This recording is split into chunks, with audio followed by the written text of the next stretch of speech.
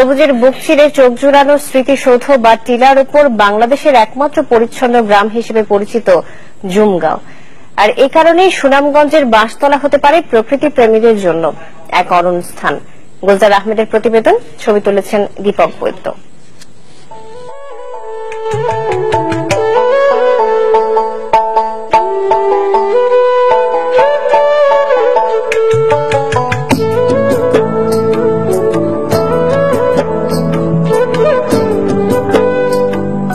যেন শিল্পীর নিপুণ তুলিতে আঁকা এক গ্রাম বাঁশতলা, যেখানে কেবলই রঙের ছড়াছড়ি, পাহাড় আর নীল আকাশের মন কাড়া মিতালি। ভারতীয় সীমানার কোল ঘেঁষে এই বাঁশতলারই পাহাড়ের উপর গারোরা যে গ্রামে বাস করে তার নাম জুমগাঁও।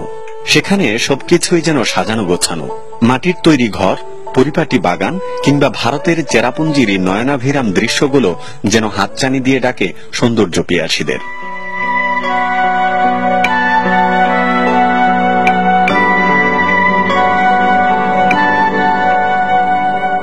মুক্তিযুদ্ধের অনেক ইতিহাসের সাক্ষী এই বাঁশতলা। রণাঙ্গনে যারা শহীদ হয়েছেন তাদের সমাহিত করা হয় বাঁশতলার এই নির্জনে। তাই তাদের স্মৃতিকে অম্লান করে রাখতে নির্মিত হয়েছে স্মৃতিসৌধ, যার সৌন্দর্য দেখার মতো। মানুষ আয় কেন এই যে 5 নম্বর সেক্টর হিসেবে দেখার লাগি, আর ভারতের পাহাড় সামনে আছে, এরকম একটা জায়গা আর কি। সৌন্দর্য, চতুর্দিকে পাহাড় আছে, মনে করেন নদী আছে, দেখার মতো জায়গা। আঁকাবাঁকা ছোট মৌলা নদীর উপর নির্মিত সুইচ গেটটি বাড়তি সৌন্দর্য এনে দিয়েছে গ্রামটিতে। প্রতিদিন যার পানির কলকল শব্দে গোটা এলাকা থাকে মুখর। আসলে অনেক মনোরম দৃশ্য একটা এখানে, আর এখানে আসলে আসলে মনটা জুড়ে যায়। অনেক সুন্দর একটা জায়গায়। আমি বন্ধু বান্ধব নিয়ে এনজয় করার জন্য আসছি। আসলে খুবই ভালো এই এলাকাটা, দেখতেও খুবই সুন্দর। খুলনা থেকে আসছি এই জায়গাটা দেখার জন্য, জায়গাটা দেখছি এবং আমাদের খুব ভালো লাগছে জায়গাটা দেখে। 3 দিক থেকে মেঘালয় পাহাড় দ্বারা বেষ্টিত বাংলাবাজার ইউনিয়নের পুরো বাঁশতলা গ্রামটি যেন সবুজে সবুজময়।